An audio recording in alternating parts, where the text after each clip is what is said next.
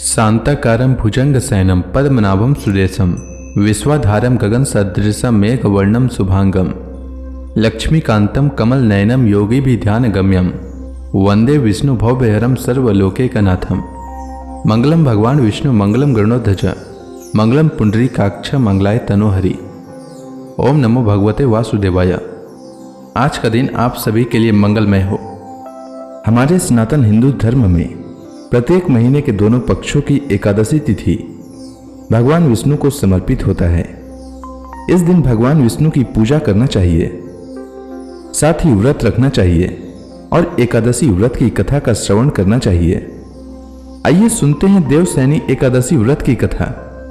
सब धर्मों के ज्ञाता, वेद और शास्त्रों के अर्थ ज्ञान में पारंगत, सबके हृदय में रमण करने वाले श्री विष्णु के तत्व को जानने वाले तथा भगवत परायण प्रहलाद जी जब सुखपूर्वक बैठे हुए थे, उस समय उनके समीप स्वधर्म का पालन करने वाले महर्षि कुछ पूछने के लिए आए। महर्षियों ने कहा, प्रहलाद जी, आप कोई ऐसा साधन बताइए जिससे ज्ञान, ध्यान और इंद्रिय निग्रह के बिना ही अनायास भगवान विष्णु का परम पद प्राप्त हो जाता है। उनके ऐसा कहने पर संपूर्ण लोगों के हित के लिए उद्धत रहने वाले विष्णु भक्त महाभाग प्रहलाद जी ने संक्षेप में इस प्रकार कहा, महर्षियों, जो 18 पुराणों का सार से भी सारतर तत्व है, जिसे कार्तिकेय जी के पूछने पर भगवान शिव ने उन्हें बताया था, उसका वर्णन करता हूं, सुनिए। महादेव जी ने कार्तिकेय जी से कहा, जो कली में एकादशी की रात में जागरण करते समय वैष्णव शास्त्र का पाठ करता है, उसके कोटि जन्मों के किए हुए 4 प्रकार के पाप नष्ट हो जाते हैं। जो एकादशी के दिन वैष्णव शास्त्र का उपदेश करता है, उसे मेरा भक्त जानना चाहिए। जिसे एकादशी के जागरण में निद्रा नहीं आती तथा जो उत्साह पूर्वक नाचता और गाता है, वह मेरा विशेष भक्त है। मैं उसे उत्तम ज्ञान देता हूँ और भगवान विष्णु मोक्ष प्रदान करते हैं। अतः मेरे भक्त को विशेष रूप से जागरण करना चाहिए। जो भगवान विष्णु से वैर करते हैं, उन्हें पाखंडी जानना चाहिए। जो एकादशी को जागरण करते और गाते हैं, उन्हें आधे निमेष में अग्निष्टोम तथा अतिरात्र यज्ञ के समान फल प्राप्त हो जाता है। जो रात्रि जागरण में बारंबार भगवान विष्णु के मुखार बिंद का दर्शन करते हैं, उनको भी वही फल प्राप्त होता है। जिनके वंश के लोग एकादशी की रात में जागरण करते हैं, वे ही धन्य हैं। जिन्होंने एकादशी को जागरण किया है, उन्होंने यज्ञ, दान, गया, श्राद्ध और नित्य प्रयाग स्नान कर लिया है। उन्हें सन्यासियों का पुण्य भी मिल गया और उनके द्वारा इष्टपूर्त कर्मों का भी भली भांति पालन हो गया। षडानन, भगवान विष्णु के भक्त जागरण सहित एकादशी व्रत करते हैं, इसलिए वे मुझे सदा ही विशेष प्रिय हैं। जो एकादशी की रात में भगवान विष्णु के आगे वैष्णव भक्तों के समीप गीता और विष्णु सहस्त्र नाम का पाठ करता है, वह उस परम धाम में जाता है जहां साक्षात भगवान नारायण विराजमान हैं। जो श्रीहरि के समीप जागरण करते समय रात में दीपक जलाता है, उसका पुण्य 100 कल्पों में भी नष्ट नहीं होता। जो जागरण काल में मंजरी सहित तुलसी दल से भक्ति पूर्वक भगवान श्रीहरि का पूजन करता है, उसका पुनः इस संसार में जन्म नहीं होता। स्नान, चंदन, लेप, धूप, दीप, नैवेद्य और तांबुल, यह सब जागरण काल में भगवान को समर्पित किया जाए तो उससे अक्षय पुण्य होता है। कार्तिकेय, जो भक्त मेरा ध्यान करना चाहता है, वह एकादशी की रात्रि में श्रीहरि के समीप भक्ति पूर्वक जागरण करे। एकादशी के दिन जो लोग जागरण करते हैं, उनके शरीर में इंद्र आदि देवता आकर स्थित हो जाते हैं। जो जागरण काल में महाभारत का पाठ करते हैं, वे उस परम धाम में जाते हैं जहां सन्यासी महात्मा जाया करते हैं। जो उस समय श्री रामचंद्र जी का चरित्र 10 कंठवध पढ़ते हैं, वे योग वेताओं की गति को प्राप्त होते हैं। जिन्होंने श्रीहरि के समीप जागरण किया है, उन्होंने चारों वेदों का स्वाध्याय, देवताओं का पूजन, यज्ञों का अनुष्ठान तथा सब तीर्थों में स्नान कर लिया। श्री कृष्ण से बढ़कर कोई देवता नहीं है और एकादशी व्रत के समान दूसरा कोई व्रत नहीं है। जहां भागवत शास्त्र है, भगवान विष्णु के लिए जहां जागरण किया जाता है और जहां सालग्राम शिला स्थित होती है, वहां साक्षात भगवान विष्णु उपस्थित होते हैं। देवसैनी एकादशी व्रत की कथा के अनुसार धर्मराज युधिष्ठिर ने भगवान श्री कृष्ण से कहा, हे श्री कृष्ण, आषाढ़ माह के शुक्ल पक्ष की एकादशी का क्या नाम है? उस दिन किस देवता का पूजन किया जाता है? उसका क्या विधान है? कृपा कर यह सब विस्तार पूर्वक बताएं। भगवान श्री कृष्ण ने कहा, हे युधिष्ठिर, एक बार नारद जी ने ब्रह्मा जी से भी यही प्रश्न पूछा था। तब ब्रह्मा जी ने कहा कि नारद, तुमने कलयुग में प्राणी मात्र के उद्धार के लिए सबसे श्रेष्ठ प्रश्न पूछा है, क्योंकि एकादशी का व्रत सभी व्रतों में उत्तम होता है। इसके व्रत से सभी पाप नष्ट हो जाते हैं। इस एकादशी का नाम देवसैनी एकादशी है। यह व्रत करने से भगवान विष्णु प्रसन्न हो जाते हैं।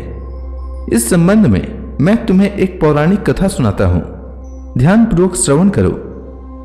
मानधाता नाम का एक सूर्यवंशी राजा था। वह सत्यवादी, महान तपस्वी और चक्रवर्ती था। वह अपनी प्रजा का पालन संतान की तरह करता था। उसकी सारी प्रजा धन धान्य से परिपूर्ण थी और सुखपूर्वक जीवन यापन कर रही थी। उसके राज्य में कभी अकाल नहीं पड़ता था, कभी किसी प्रकार की प्राकृतिक आपदा नहीं आती थी। परंतु न जाने उससे देव क्यों रुष्ट हो गए। न मालूम राजा से क्या भूल हो गई कि एक बार उसके राज्य में जबरदस्त अकाल पड़ गया और प्रजा अन्न की कमी के कारण अत्यंत दुखी रहने लगी। राज्य में यज्ञ होना बंद हो गया। अकाल से पीड़ित प्रजा एक दिन दुखी होकर राजा के पास जाकर प्रार्थना करने लगी, हे राजन, समस्त संसार की सृष्टि का मुख्य आधार वर्षा है। इसी वर्षा के अभाव से राज्य में अकाल पड़ गया है और अकाल से प्रजा मर रही है। हे भूपति, आप कोई ऐसा जतन कीजिए जिससे हम लोगों का कष्ट दूर हो सके। यदि जल्द ही अकाल से मुक्ति न मिली तो विवश होकर प्रजा को किसी दूसरे राज्य में शरण लेनी पड़ेगी। प्रजाजनों की बात सुनकर राजा ने कहा, आप लोग सत्य कह रहे हैं। वर्षा न होने से आप लोग बहुत दुखी हैं। राजा के पापों के कारण ही प्रजा को कष्ट भोगना पड़ता है। मैं बहुत सोच विचार कर रहा हूं, फिर भी मुझे अपना कोई दोष दिखलाई नहीं दे रहा है। आप लोगों के कष्ट को दूर करने के लिए मैं बहुत उपाय कर रहा हूं, परंतु आप चिंतित न हो, मैं इसका कोई न कोई उपाय अवश्य ही करूंगा। राजा के वचनों को सुनकर प्रजाजन चले गए। राजा मानधाता भगवान की पूजा कर कुछ विशिष्ट व्यक्तियों को साथ लेकर वन को चल दिया। वहां वह ऋषि मुनियों के आश्रम में घूमते घूमते अंत में ब्रह्मा जी के मानस पुत्र अंगिरा ऋषि के आश्रम पर पहुंच गया। रथ से उतरकर राजा आश्रम में चला गया। वहां ऋषि अभी नित्य कर्म से निवृत्त हुए थे कि राजा ने उनके सन्मुख पहुंचकर उन्हें प्रणाम किया। ऋषि ने राजा को आशीर्वाद दिया, फिर पूछा, हे राजन, आप इस स्थान पर किस प्रयोजन से पधारे हैं, सो कहिए। राजा ने कहा, हे महर्षि, मेरे राज्य में 3 वर्ष से वर्षा नहीं हो रही है। इससे अकाल पड़ गया है और प्रजा कष्ट भोग रही है। राजा के पापों के प्रभाव से ही प्रजा को कष्ट मिलता है, ऐसा शास्त्रों में लिखा है। मैं धर्मानुसार राज्य करता हूं, फिर यह अकाल कैसे पड़ गया, इसका मुझे अभी तक पता नहीं लग सका। अब मैं आपके पास इसी संदेह की निवृत्ति के लिए आया हूं। आप कृपा कर मेरी इस समस्या का निवारण कर मेरी प्रजा के कष्ट को दूर करने के लिए कोई उपाय बतलाइए। सब वृतांत सुनने के बाद ऋषि ने कहा, हे नरेश, इस सतयुग में धर्म के चारों चरण सम्मिलित हैं। यह युग सभी युगों में उत्तम है।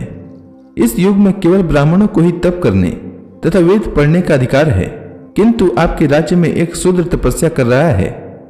इसी दोष के कारण आपके राज्य में वर्षा नहीं हो रही है। यदि आप प्रजा का कल्याण करना चाहते हैं तो शीघ्र ही उस शूद्र का वध करवा दें।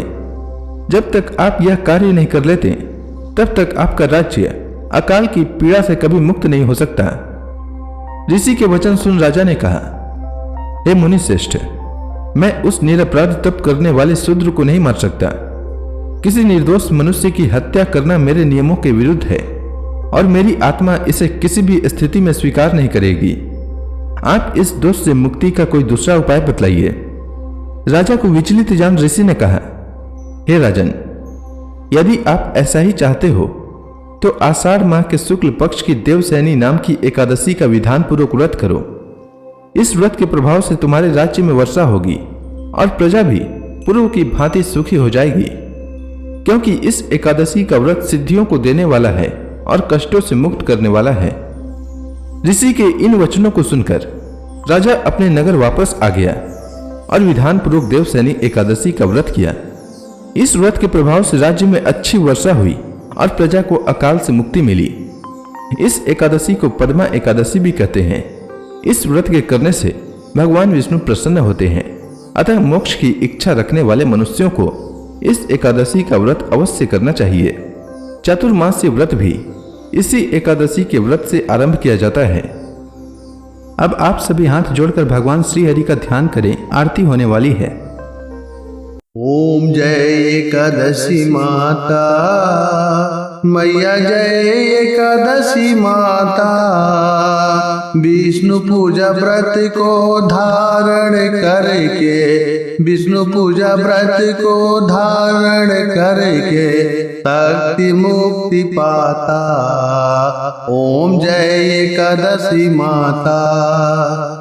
तेरे नाम गिनाऊं देवी, भक्ति प्रदान करनी, भक्ति प्रदान करनी।